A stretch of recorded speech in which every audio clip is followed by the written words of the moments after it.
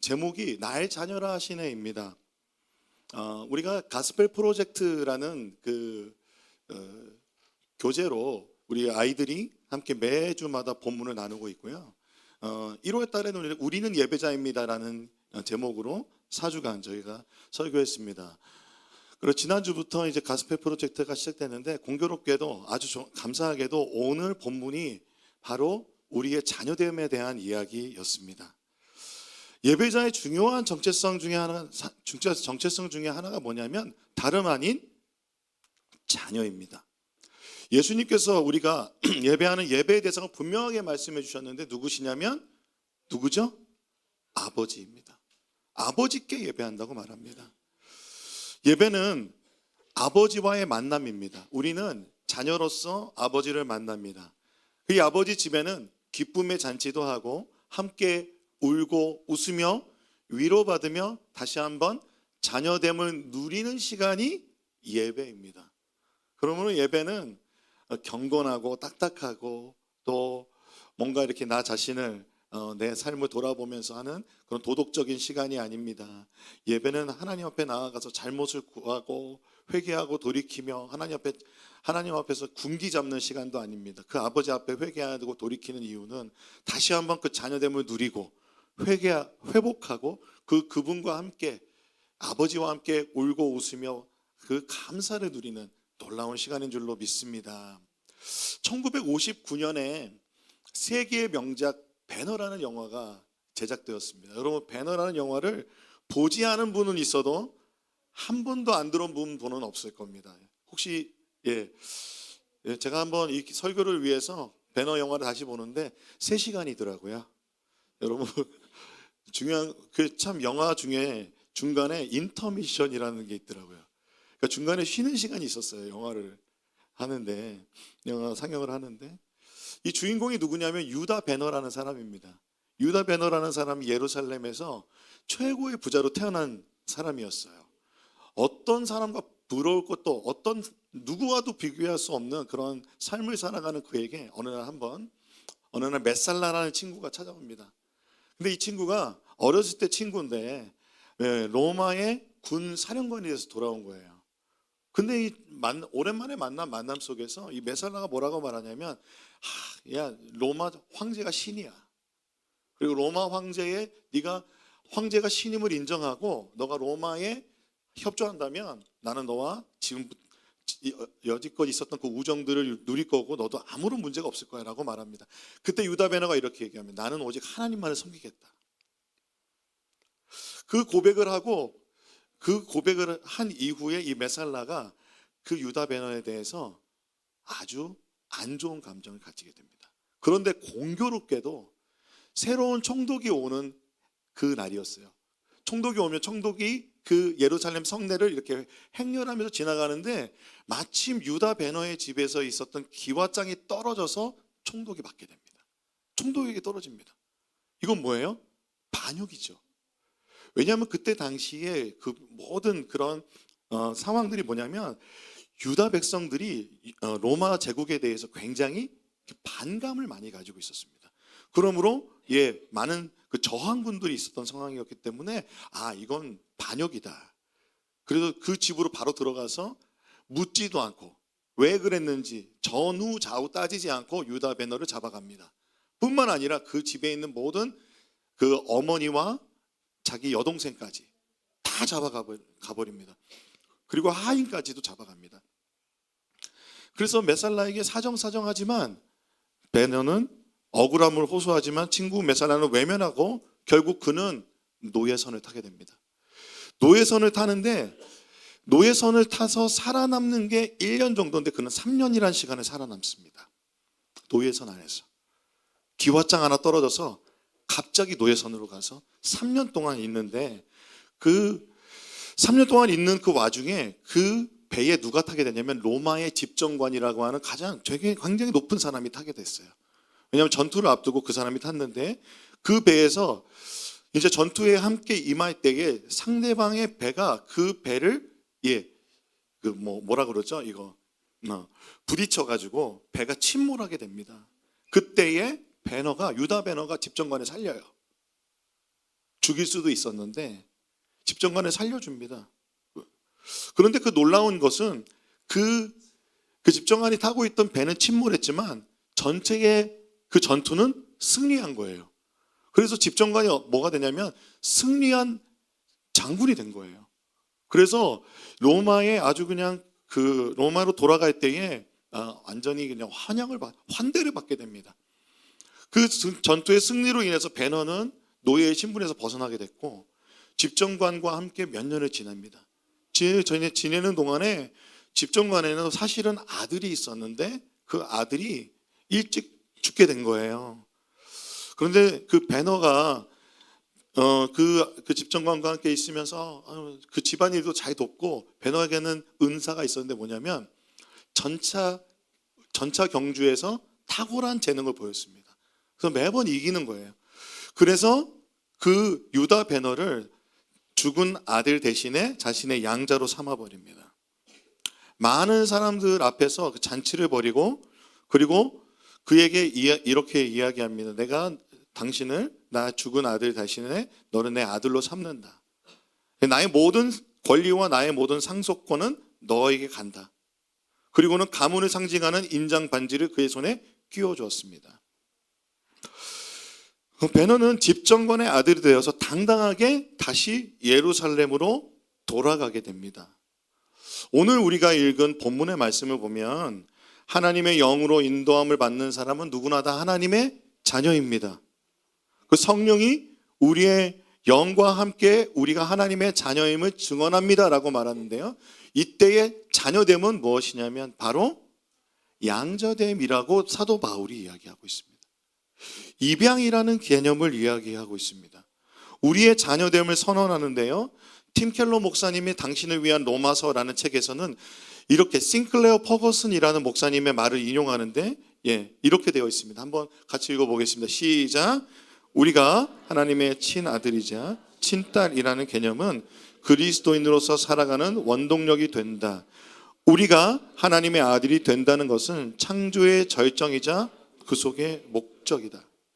그 로마 사회에서 이 베너라는 영화에서 나온 이 장면, 입양을 하여 양자로 선언하는 것은 관습적으로 행해지던 일반적으로 행해지던 법적 절차라고 합니다. 우리나라는 입양에 대한 모든 그런 사회적인 통념과 그런 모든 생각들이 바뀌어야 되는 나라입니다. 우리나라는 어느 순간 입양에 대해서 잘못된 관념들이 몇 가지가 있는데 그래서 그것은 여러분 아마 나중에 좀 알아보시면 아실 거예요. 그래서 우리는 입양에 대해서 생각할 때 한국 사람들은 법적인 효력보다 뭘 중요하게 생각하냐면 혈통을 중요하게 생각합니다. 그런데 로마 사회에서는 이 혈통이나 그것보다 법적인 효력을 중요하게 생각했습니다. 그래서 사도 바울은 이 법적인 효력을 이야기하는 거예요. 양자로 입양하는 관습은 주로 로마에서는 부유한 사람들이 자신이 물려줄 재산을 상속할 사람이 없을 경우에 시행을 했는데 그 대상은 누구나 가능했대요. 어린이나 청년이나 어른이나 다 가능했고요. 입양을 통해 양자가 되면은 로마법에 의해서 그는 친아들로서 법적으로 선포되고 이 입양에 대한 법적인 효과가 4가지가 생기는데요. 팀 켈러 목사님이 이렇게 얘기해요.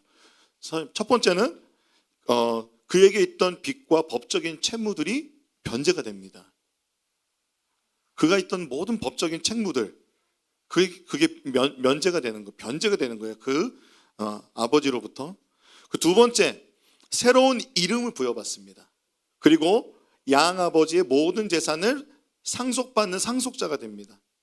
세 번째, 근데 그런 권리가 있을 뿐 아니라 양 아버지의 모든 행위들의 법적인 책임을 곧바로 지게 됩니다. 그렇기 때문에 아버지가 만약에 빚이 있으면 그 빚도 자신이 책임을 져야 되고 만약에 범죄를 하게 되면 그 범죄에 대한 책임도 져야 되는 것이 이 양자의 법이었다고 합니다. 넷째, 양아들도 아버지를 기쁘게 해드려야 하는 의무가 생깁니다. 그러니까 권리가 있는 반면에 의무도 같이 생기는 것입니다. 바울이 우리가 하나님의 자녀가 되었다라고 말할 때는 이러한 내용들이 내포되어 있는 거예요. 우리가 하나님 자녀 된 것은 하나님께서 법적으로 선포하신 거라는 거예요. 우리는 하나님의 친아들, 친딸인 줄로 믿습니다. 여러분 믿으십니까?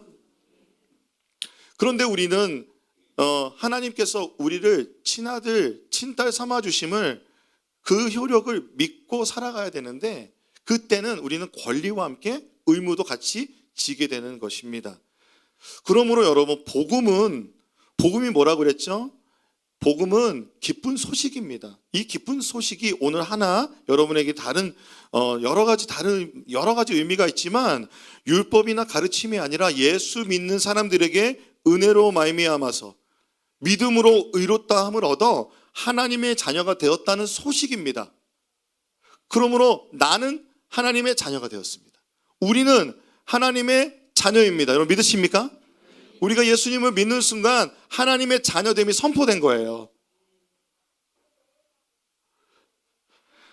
그러므로 우리에게는 중요한 것은 이것을 믿고 살아가야 되는데 믿음 생활하다 보면 어떤 일이 일어나냐면 그 은혜에 감격하여서 내가 하나님의 자녀임이 너무 감격해서 은혜로 살아가다가 어느 순간 이런 생각이 드는 거예요. 내가 진짜 하나님 자녀일까?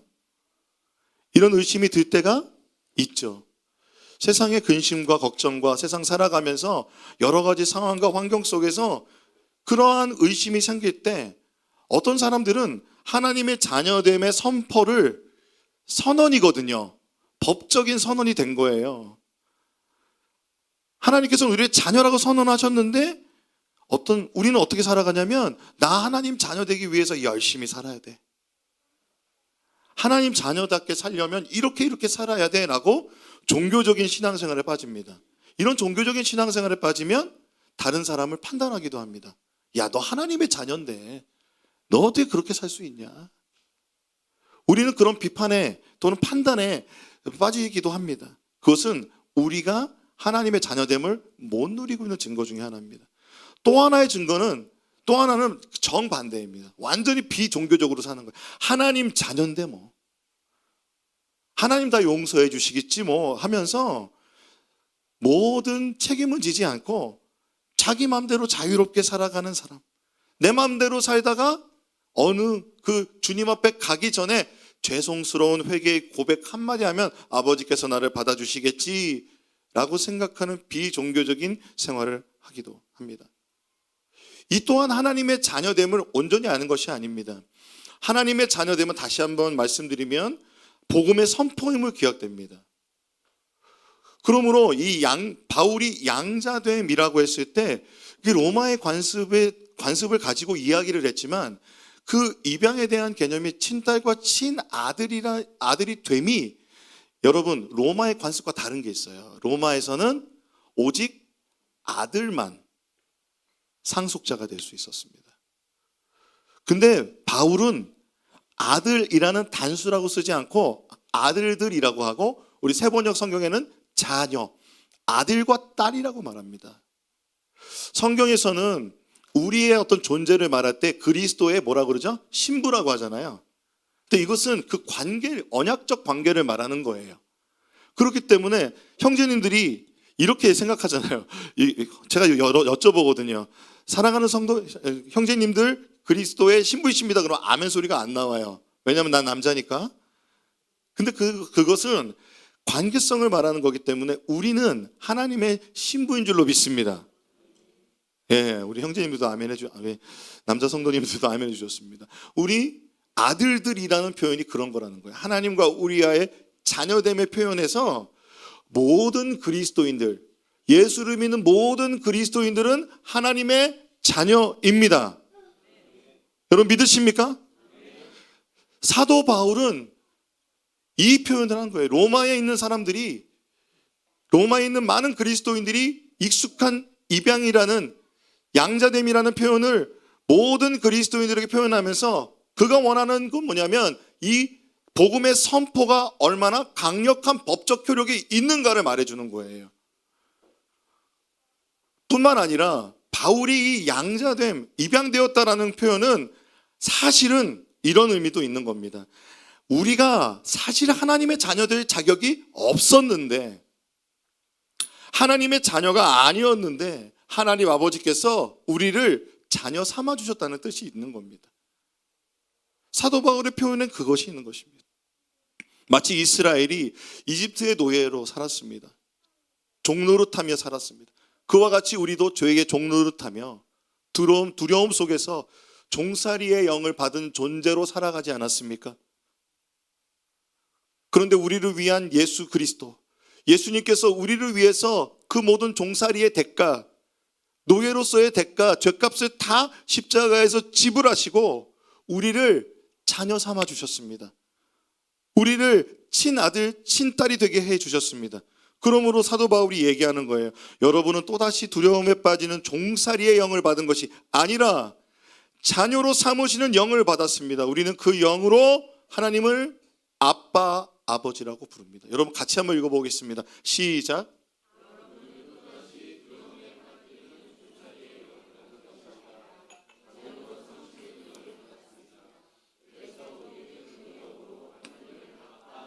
하나님을 아빠, 아버지로 부르는 종에서 자녀가 되었습니다. 두려움에서 자녀의 영으로 예수 안에 있는 생명의 성령의 법이 우리를 해방하였습니다. 요한복음에서 사도 요한은 그래서 이 하나님의 자녀가 되는 특권을 받는 것이 육에서 난 것이 아니라는 거예요. 혈통에 난 것이 아니라 누구에게서 났다고요? 하나님에게서 났다고요. 그래서 하나님께서 하나님으로부터 다시 태어났다고 하기 때문에 우리는 중생이란 단어도 쓰는 겁니다.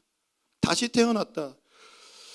요한복음에 보면요, 그러나 그를 맞아들인 사람은 곧 그 이름을 믿는 자들에게는 하나님의 자녀를 되는 특권을 주셨다.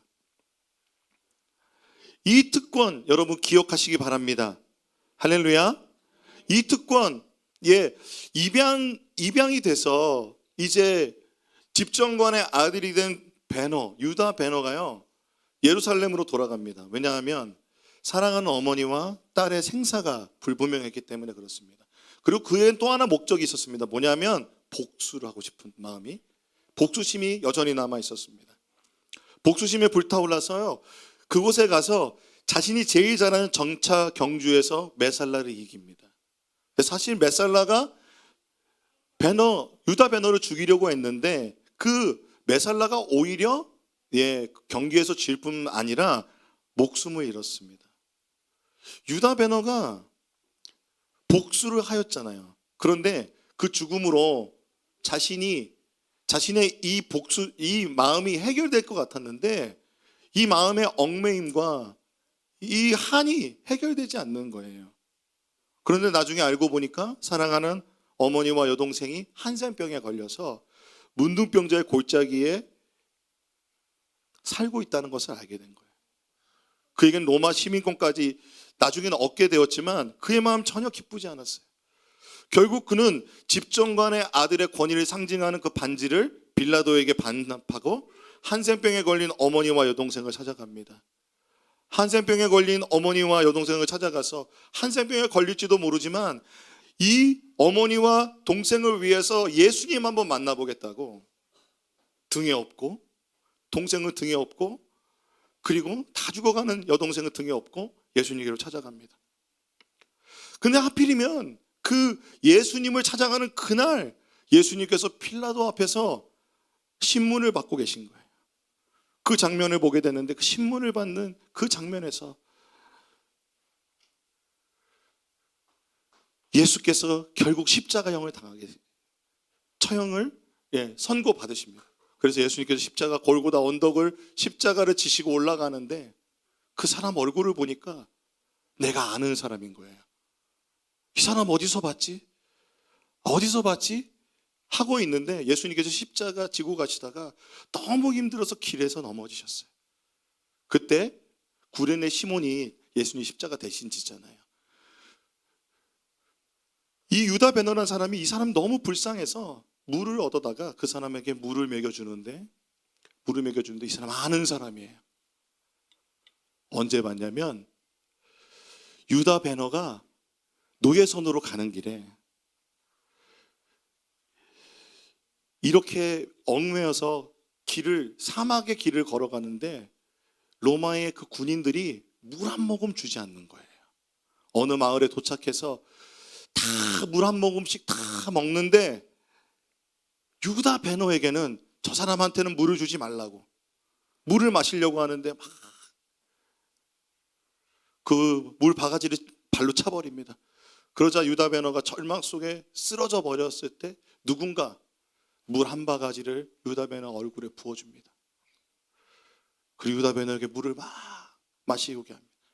그게 예수님이었던 겁니다.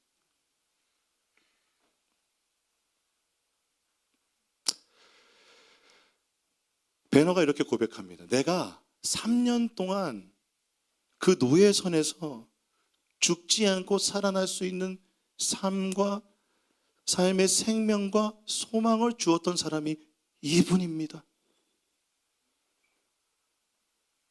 아무도 그에게 물을 주지 않을 때 그 물을 주었던 사람, 그분이 예수님. 그 예수님께서 십자가에서 못 박혀 돌아가셨습니다.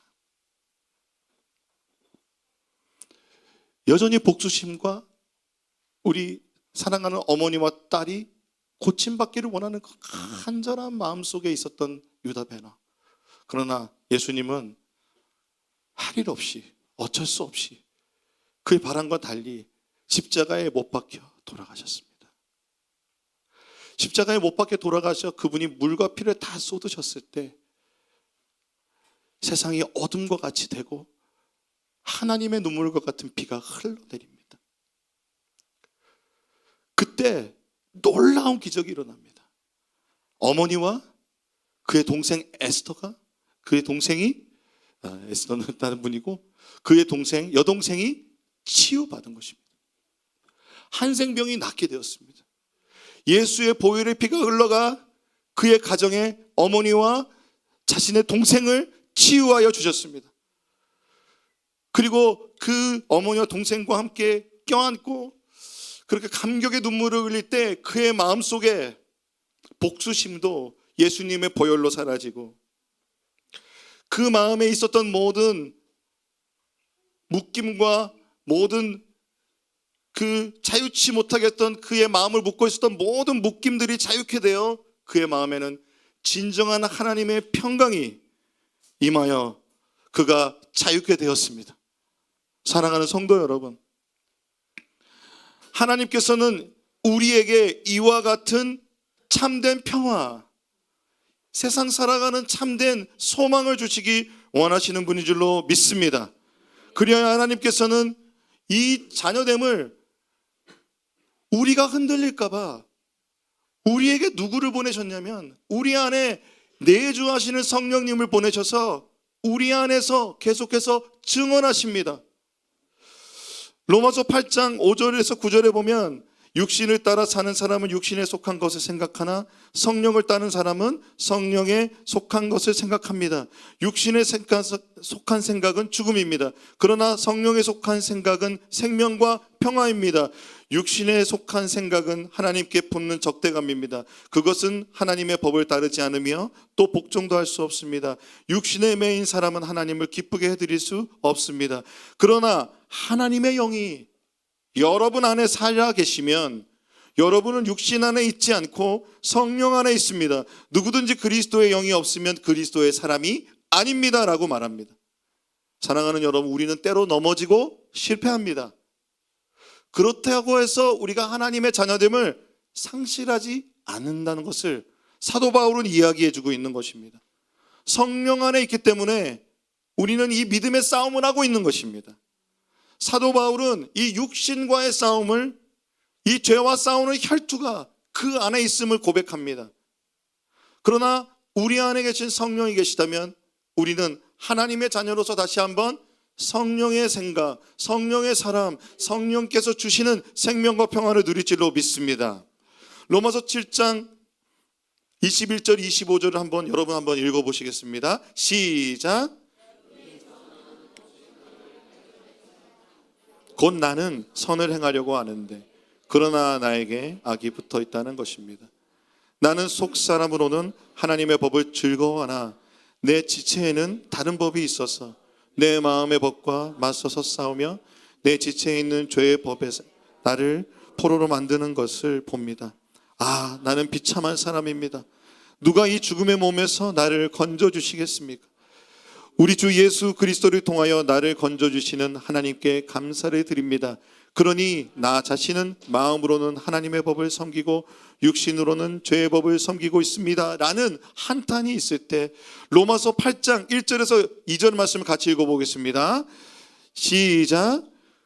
네, 제가 읽어드리겠습니다. 그러므로 그리스도 예수 안에 있는 사람들은 정죄를 받지 않습니다. 그것은 그리스도 예수 안에서 생명을 누리게 하는 성령의 법이 당신을 죄와 죽음의 법에서 해방하여 주셨기 때문입니다. 여러분 믿으십니까? 우리는 그 자녀됨을 누리는 하나님의 아들, 하나님의 딸인 줄로 믿습니다. 다시 한번 기억하십시오. 우리의 자녀됨은 하나님의 법적인 선언입니다. 또한 우리의 자녀됨은 하나님으로부터 나온 하나님께서 자신의 아들을 대가를 치르시고 성령으로 우리 안에 보내주셔서 자녀됨의 증거를 우리에게 주신 하나님 아버지의 법적인 행동임을 여러분 믿으시기 바랍니다. 그래서 주님 말씀하세요. 오늘날 내가 너를 낳았도다. 시편에 보면, 사도행전에 보면 이 시편의 고백이 예수님을 향한 고백일 뿐 아니라 여러분 우리를 낳으신 분이 하나님인 줄로 믿습니다. 또 하나님께서는요 우리의 이름을 아세요. 여러분의 이름을 아세요. 여러분 기도할 때 하나님 앞에 오늘 우리 아이들이 하나님 음성 들었다고 그랬잖아요. 그때 우리 이름 불러주시죠. 여러분의 이름을 부르십니다. 주님은 여러분이 시편 139편에 보면 나의 형질이 갖추어지기 전부터 아버지께서는 나를 보고 계셨으며 나에게 정하여진 날들이 시작되기도 전에 이미 주님의 책에 다 기록되었습니다. 하나님은 태초부터 우리를 향한 계획을 가지고 계시고 우리를 어머니의 모태에서 지으신 분이십니다. 그래서 시편 139편에 보면 주님께서 내 장기를 창조하시고 내 모태에서 나를 짜 맞추셨습니다. 내가 이렇게 빚어진 것이 오묘하고 주님께서 하신 일이 놀라워 이 모든 일로 내가 주님께 감사를 드립니다. 내 영혼은 이 사실을 너무도 잘 압니다. 그래서 주님은 우리를 향한 놀라운 계획을 가지고 계십니다. 시편 139편 17절 18절에 이렇게 되어 있습니다. 하나님, 주님의 생각이 어찌 그리도 심오하신지요. 그 수가 어찌 그렇게도 많은지요. 내가 세려고 하면 모래보다도 더 많습니다. 깨어나 보면 나는 여전히 주님과 함께 있습니다. 그 아버지께서는 우리에게 놀라운 계획을 가지고 계신 하나님이신 줄로 믿습니다. 그리하여 이 놀라운 하나님 자녀됨을 가지고 우리가 살아가야 된 삶은 상속자의 삶입니다. 로마서 8장 16절 17절 말씀을 같이 한번 읽어보겠습니다. 시작. 바로 그때에 그 성령이 우리의 영과 함께 우리가 하나님의 자녀임을 증언하십니다. 자녀이면 상속자이기도 합니다. 우리가 그리스도와 함께 영광을 받으려고 그와 함께 고난을 받으면 우리는 하나님이 정하신 상속자여 그리스도와 더불어 공동 상속자입니다. 할렐루야. 하나님의 자녀로 살아갈 때 우리가 고난받을 수 있습니다. 고난을 받는다는 것은 하나님의 자녀가 아니라는 증거가 아니라 하나님의 자녀라는 증거. 내가 그리스도와 함께 고난을 받고 그리스도로 인하여 내 삶 가운데 어려움이 있다면 직장에서나 가정에서나 나의 삶에 예수님으로 인하여 내 삶이 하나님을 따라가기로 결정을 함으로 말미암아 내 안에 겪어지는 경제적인 어려움, 내 안에 겪어지는 재정적인 모든 관계적인 어려움, 내 안에 겪어지는 모든 그러한 것들은, 그런 어려움들은 예수 그리스도를 따라가기 위한 그 고난으로, 예수 그리스도께서 고난을 받으셨으므로 우리도 그 고난을 상속받는 것입니다. 여러분, 그러한 주님의 놀라운 상속자로 살아가는 여러분은 되시기를 소망합니다. 그렇기 때문에 성령께서는 말할 수 없는 탄식으로 하나님의 뜻을 따라 사는 성도들을 위해서 기도해주고 계시다고 로마서 말하고 있습니다. 그래서 하나님을 사랑하는 자, 곧 하나님의 뜻대로 부르심을 입은 자들에게는 모든 것이 합력하여 선을 이루어 주신다. 바울은 이야기합니다. 하나님의 자녀에게는 모든 것이 합력하여 선을 이루게 될 줄로 믿습니다. 우리의 삶이 하나님이 계획하신 태초의 계획대로 살아갈 때 성령께서는 우리를 도우실 것입니다. 따라서 우리의 삶의 고난도, 실패도, 또한 승리와 영광도 모두 합력하여 선을 이루게 하셔서 상속자로 살아가게 하시는 분이 하나님이십니다. 그러므로 여러분, 하나님을 믿고 성령 안에서 하나님 아버지의 자녀로 살아가는 여러분 되시기를 주님의 이름으로 축복합니다. 아멘.